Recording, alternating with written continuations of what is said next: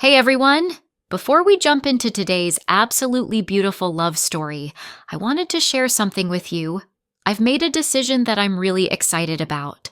From now on, I'll be focusing less on images and more on bringing you these incredible stories. Why? Because I know so many of you listen while cooking, driving, working out, or just relaxing. And honestly, the hours I spend generating images could mean more stories for you instead. This way, I can post more frequently and share more of these unbelievable experiences that keep you all coming back. And if you're enjoying these stories, even half as much as I love sharing them, I would be incredibly grateful if you hit that subscribe button. It genuinely means the world to me and helps me know you want more of these. Now, let me tell you about a story that will restore your faith in love. She fell into his arms by accident, but what happened next would force her to choose between the love of her life and the sister who trusted her with everything. 3 years of secret glances, stolen moments, and a passion that couldn't be denied, all while her best friend dreamed of marrying the same man who couldn't take his eyes off her. Welcome back. Grab your tissues because this one gets intense. Sometimes love shows up in the messiest way possible. Let's get started. Mona was 20 years old when her life took a turn she never saw coming. She lived with her parents and sister in a modest home, but her dreams were anything but small. From the time she was a child, Mona had one burning passion that consumed her thoughts: travel. It wasn't just a casual interest. It was the force that drove her through every difficult exam, every late night of studying, every moment of doubt. Her father traveled frequently for work, and each time he returned, he brought small souvenirs, a keychain from one city, a small ornament from another. While most would see these as simple trinkets, Mona treasured them like gold. She arranged them carefully in her room, each one representing a future adventure she would one day experience herself. These items became her motivation, her visual reminder of why she pushed herself so hard in school. Her mother, however, saw things differently. To her, these collections were nothing but clutter, dust collectors that served no purpose. The arguments were frequent and heated. Her mother would throw them away, calling them garbage, telling Mona she was turning their home into a storage unit. But Mona was relentless. Every time her mother disposed of her treasures, Mona would dig through the trash, retrieve them, clean them off, and return them to their place. This battle of wills continued for years until finally, exhausted, her mother gave up with a resigned, "May God guide you, Mona." The years of conflict paid off when Mona graduated high school with exceptional grades, earning a scholarship to a prestigious university. There was just one catch. The university was in a distant city, far from her family home. But this city held a silver lining. Her aunt lived there, along with Hannah, her cousin who was more like a sister than a relative. Hannah was everything to Mona, her childhood companion, her confidant, the one person who understood her dreams without judgment. They had maintained their bond despite the distance, through letters, phone calls, and the occasional visit. When Mona announced she would be moving to their city for university, her mother's worry was palpable, but her father beamed with pride. "That's my daughter," he said, his chest swelling with satisfaction. The farewell was emotional. Her mother had called ahead, arranging everything with her sister. The aunt's response was warm and welcoming. "This house is her house," she had said, insisting on picking Mona up from the airport personally. Her father wanted to accompany her to see her settled, but after much persuasion, he agreed to let her make this journey alone.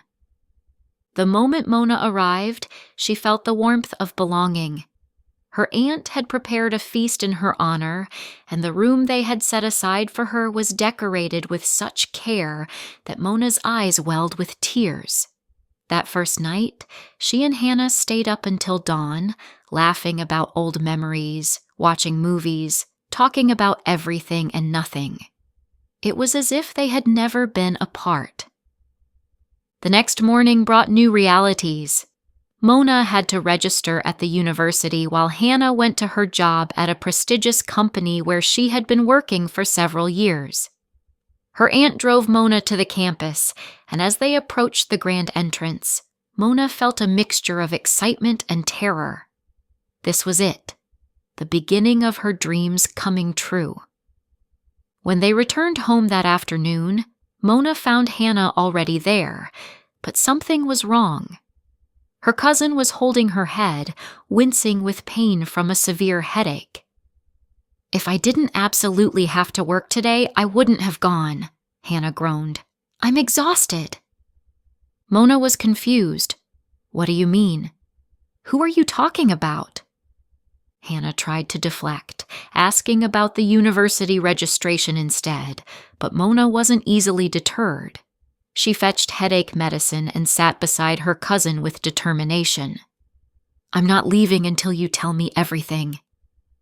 After some resistance, Hannah finally surrendered. She led Mona to her room and closed the door. In a whisper, as if speaking too loudly might make it less real, she confessed, "I'm completely infatuated with my manager." "He's incredible, Mona.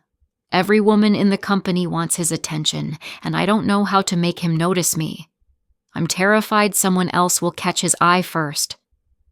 Mona laughed, trying to lighten the mood. "You always think someone is the one, and then discover they're completely wrong for you."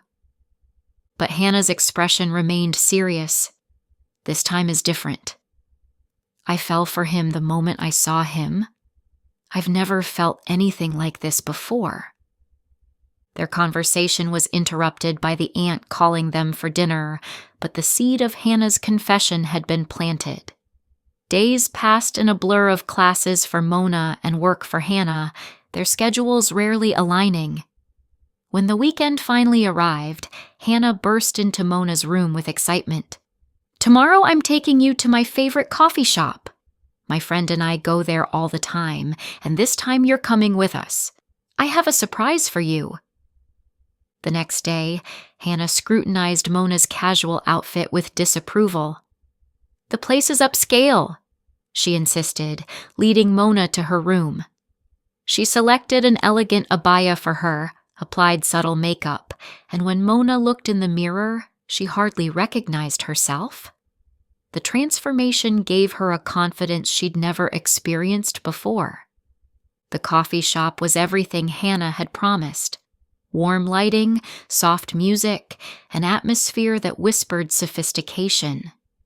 But as Hannah chatted animatedly with her friend about work gossip and inside jokes, Mona felt increasingly invisible. She sipped her coffee silently, her presence seemingly forgotten. After 2 failed attempts to join the conversation, she excused herself to use the restroom. Walking toward the facilities, her mind elsewhere, Mona didn't notice the wet floor. Her foot slipped, and she felt herself falling backward. Time seemed to slow as she braced for impact, but instead of hitting the ground, strong hands caught her, steadying her before she could fall. She looked up, her heart still racing from the near fall, and found herself staring into the most captivating eyes she had ever seen. The man holding her was breathtakingly handsome, with a calm smile that held a strange confidence. For a moment, neither moved.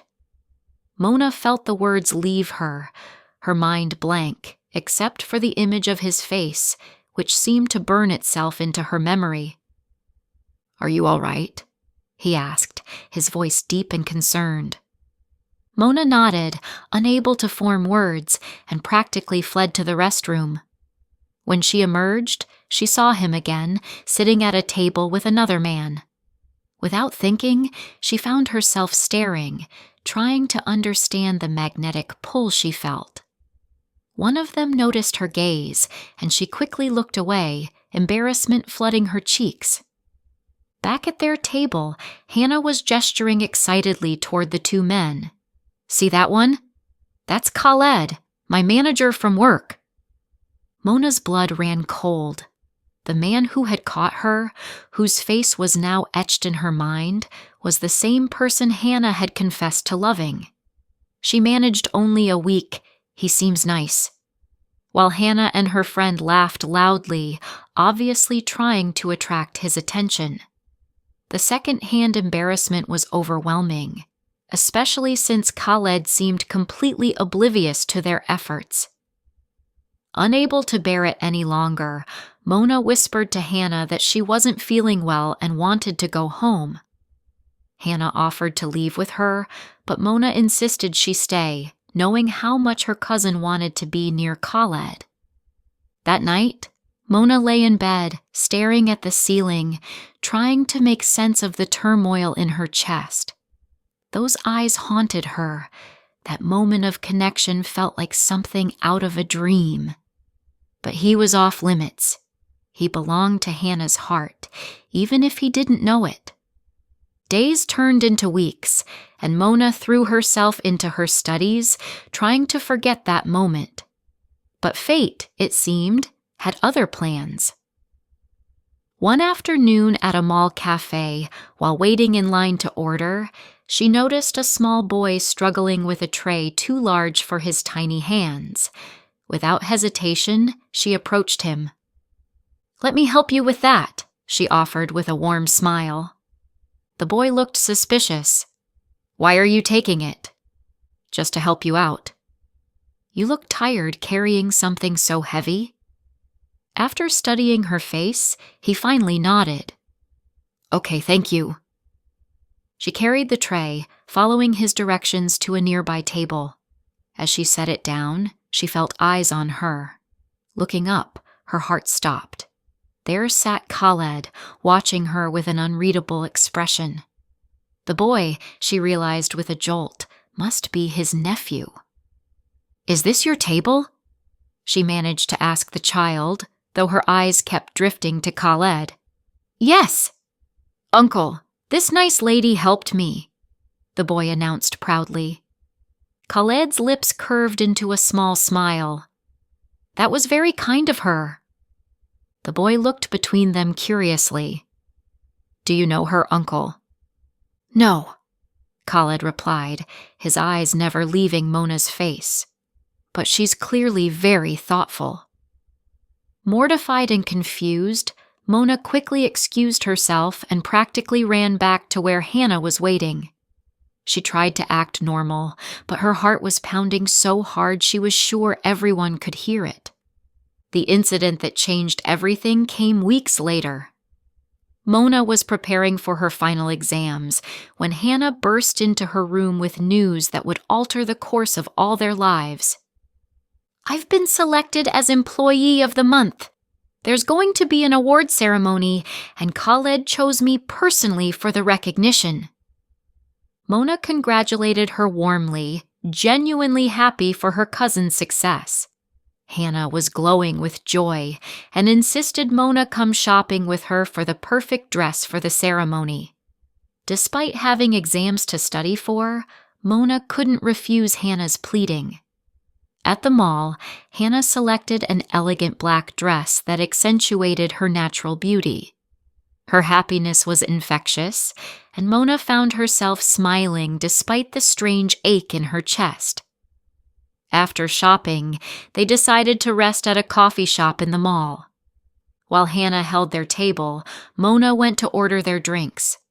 Standing in line, she noticed that same little boy from before, again struggling with a tray. Without hesitation, she helped him once more.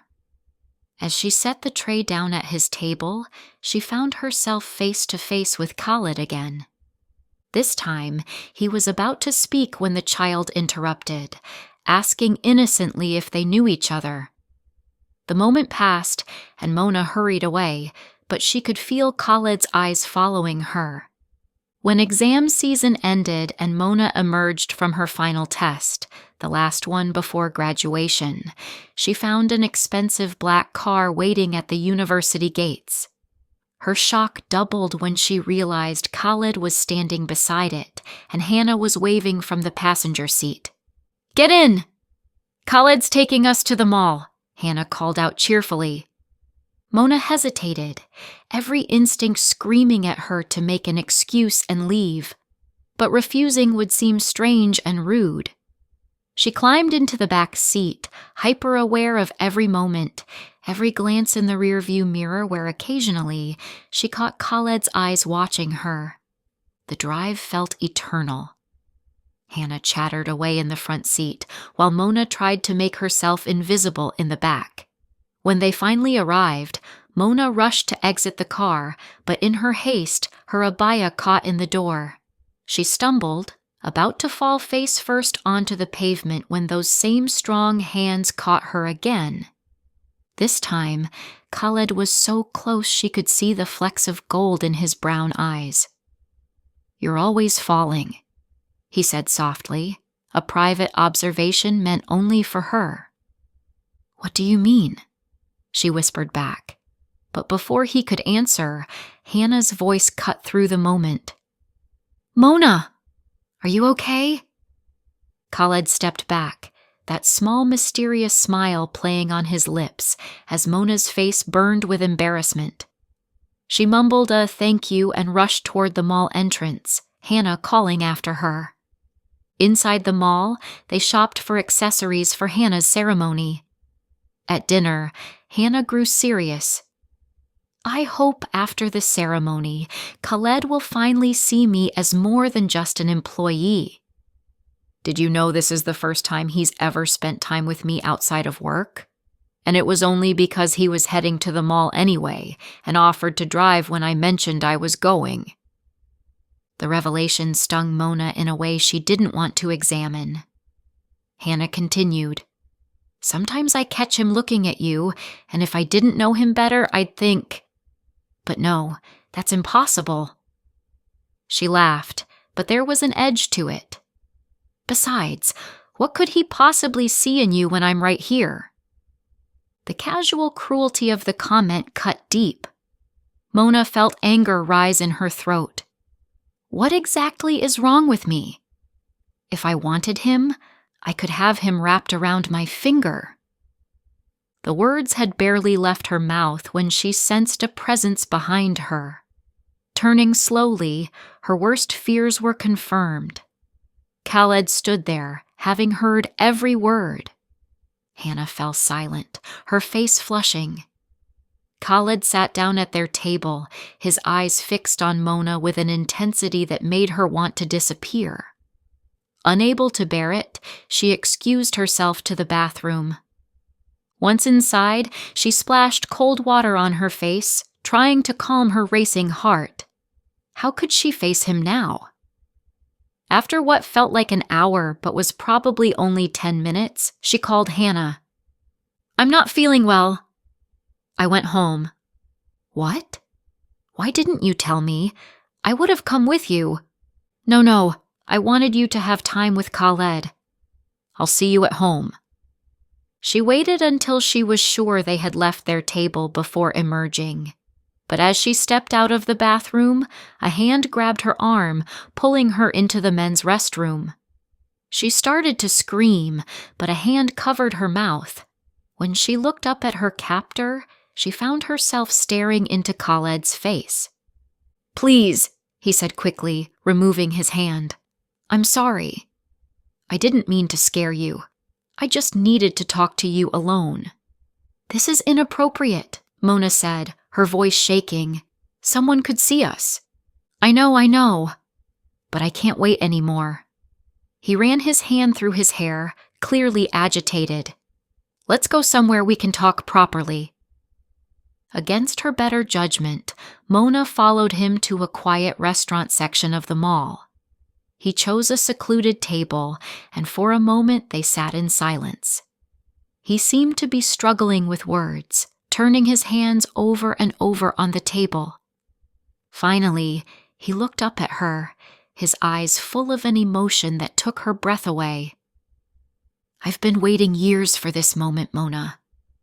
I've loved you since the first time I saw you." The world seemed to stop spinning. Mona felt the blood drain from her face, then rush back in a burning wave. "That day you helped my nephew, the first time, years ago when you were just starting university. I watched you, and I imagined you as my wife. I pictured our entire life together in that moment. But you were so young, just beginning your studies. So I waited. I waited for you to finish your education, to become the woman you were meant to be. When I heard Hannah was going to the mall with you today, I couldn't help myself. I had to see you. I've been watching you grow and achieve your dreams from afar, and my feelings have only grown stronger." Mona's mind was reeling. "But Hannah, she loves you." "I know," he said sadly, "but I can't love her back. My heart has belonged to you from that very first day. Tomorrow my family will come to your aunt's house to ask for your hand in marriage. The decision is yours, but know that I won't give up. I've waited this long. I won't let life separate us now." That night, Mona didn't sleep. She paced her room, torn between her loyalty to Hannah and the overwhelming feelings she had tried so hard to suppress. How could she betray her sister, her best friend? But how could she deny what her heart was screaming? She didn't eat breakfast or lunch the next day, claiming illness. Her aunt and Hannah knocked periodically, concerned, but she couldn't face them. Then, in the afternoon, the doorbell rang. She heard unfamiliar voices, formal greetings. Khaled's family had arrived. Mona forced herself to dress simply, pulling her hair back in a ponytail. Meanwhile, Hannah had dressed like a bride, radiating hope and excitement in a stunning red dress. They served tea and sweets to the guests, the atmosphere pleasant but charged with anticipation. Finally, Khaled's mother spoke. "We've come today to ask for your daughter's hand for our son, Khaled." The aunt smiled, confusion flickering across her face. "Which daughter do you mean?" The moment stretched like eternity. Mona felt the room spin, her vision blurring. The last thing she remembered was the feeling of falling, then darkness. When she woke, she was in her room, her aunt's worried face hovering over her. "Mona, dear, you fainted. Are you all right?" "I'm fine," she whispered, though she felt anything but fine. Her aunt left, and moments later, Hannah entered. Her eyes were red with unshed tears, her face a mask of hurt and anger. "You knew," Hannah said quietly. "You knew how I felt about him." "Hannah, I swear I didn't know he had feelings for me. I never encouraged." "He told me everything," Hannah interrupted. "He told me he's loved you from the beginning. He was respectful, honest. He said he waited for you to finish university before proposing." Tears streamed down Mona's face. "Hannah, I'll refuse him. Your happiness means more to me than anything. You're my sister." Hannah was quiet for a long moment. Then, to Mona's surprise, she sat beside her on the bed and took her hands. "Do you love him?" she asked softly. Mona couldn't lie, not to Hannah. She nodded, unable to speak through her tears. Hannah closed her eyes, pain flickering across her features. When she opened them again, there was resignation there, and something else. A deep, genuine love for her cousin. "Then you have to marry him," Hannah said. "I won't be the reason you lose your happiness." "Yes, it hurts. It hurts more than I can say. But you're my sister, Mona. Your happiness matters to me too." "Hannah." "No," Hannah said firmly. Khaled loves you. You love him. That's what matters. I'll be okay. I'll find someone who looks at me the way he looks at you." They held each other and cried, mourning what was lost and celebrating what was found. It was a moment of pure, painful love between two women who were more than cousins, more than friends. They were sisters in the truest sense. When they finally composed themselves and returned to the living room, Mona looked at Khaled, who was watching her with barely concealed anxiety. With a small nod, she gave her answer. The joy that spread across his face was radiant, and despite everything, Mona felt her heart soar. The wedding planning began immediately. True to her word, Hannah supported them, though Mona could sometimes catch a shadow of sadness in her eyes. The wedding itself was beautiful but bittersweet. Hannah was there, radiant in her role as Mona's maid of honor, her smile genuine even if her eyes held a touch of melancholy. Time, as it always does, healed wounds. Hannah threw herself into her work and eventually met Ahmad, a colleague from another department who pursued her with the dedication and passion she deserved. When Hannah called Mona to tell her about Ahmad's proposal 6 months after Mona's wedding, both women cried tears of joy. "He makes me laugh," Hannah told her, "and when he looks at me, I'm the only person in his world. I understand now what real love feels like." Hannah's wedding was a joyous affair, with Mona serving as her matron of honor, her pregnancy just beginning to show. The two women stood together, not as cousins who had competed for the same man, but as sisters who had weathered a storm and emerged stronger. Years passed. Hannah and Ahmad moved abroad for his work, but she visited regularly. Mona and Khaled welcomed their first child, a daughter with her mother's eyes and her father's calm demeanor. When Hannah visited to meet the baby, she held the little girl with tears in her eyes. "She's perfect," Hannah whispered. "You're going to be an amazing mother." "She needs her aunt," Mona replied. "Promise me you'll be part of her life no matter where you are." "Always," Hannah promised.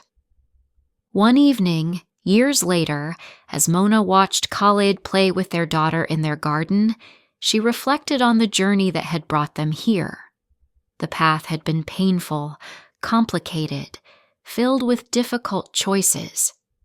But it had led to this moment, a life filled with love, a friendship that had survived the ultimate test, and a family built on truth rather than deception. Khaled looked up at her, that same smile from years ago lighting up his face. "What are you thinking about?" "Just remembering," she said, walking over to join them. "Remembering what, Mama?" their daughter asked. "How sometimes the hardest choices lead to the most beautiful destinations," Mona replied, kissing her daughter's head. Khaled reached for her hand, intertwining their fingers. "And how sometimes falling is the only way to find out someone will catch you." This story proves that love rarely follows a straight path. It arrives when we least expect it, often wrapped in complications that test everything we believe about loyalty and friendship. What makes this remarkable isn't just the romance between Mona and Khaled, but the extraordinary grace Hannah showed in choosing her sister's happiness over her own heartbreak. True love stories aren't just about the couples who end up together. They're about the people brave enough to step aside, wise enough to recognize when love isn't meant for them, and strong enough to find their own happiness elsewhere.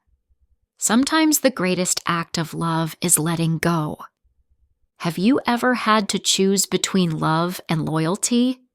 Could you forgive a friend who fell for someone you loved? And do you believe people are destined for each other even when the timing seems impossible? Let me know your thoughts below, and subscribe for more stories that prove love is never as simple as we wish it would be.